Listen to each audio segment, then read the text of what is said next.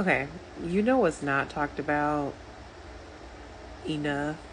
So right now, I've been looking at some videos about etymology, and that is my new interest, and I'm very interested in it. I had no idea that I was practicing etymology before I even found out as far as like the name of the actual subject. I'm looking into it and I'm just like, okay, this makes so much sense because we all know that English is a spell language and that's why they call it spelling.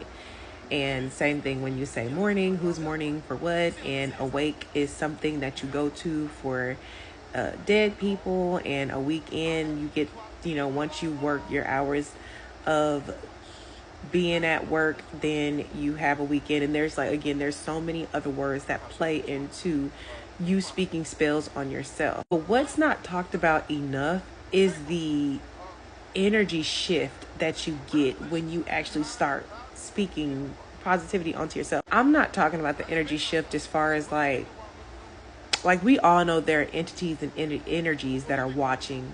Okay, we are aware that there is some type of energy shift when it comes down to you actually finding out the real truth and actually putting forth energy in that truth. And what I mean is for instance, let's say when you are talking to somebody, right, and they say grand rising my queen, grand rising my king, you automatically get fucking pissed off. I mean, I don't anymore or whatever, but when I used to hear it, it used to piss me off.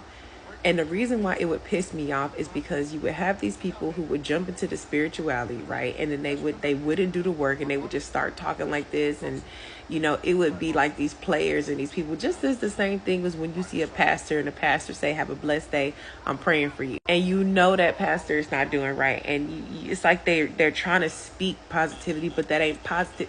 You get what I'm saying? So anyways, that same feeling that you get is the same energy that's pushed out whenever you start actually realizing that what you're speaking is not positivity. Okay, so what happens is that once you start really deep diving into learning like gematria, I think it's called gematria, I think is what it's called, etymology, and all of the above, you start to realize that you're actually digging deep into some shit that you weren't supposed to really know. And what's even crazier is that once you realize this, you'll start to realize like people will look at you a certain way. They'll be like, why are you talking like that? I say overstand instead of understand all the time. That I put it inside my vocabulary because that's exactly how I want to speak. I overstand you, right? I've made a video about this before, but the video that I made before this one was the same one, but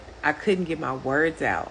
And I'm like, whatever the fuck is not allowing me to get my words out, I'm going to get my fucking words out and I'm going to push this message. The message is just to be aware of your reactions and then how people react to you when you start speaking truthfully.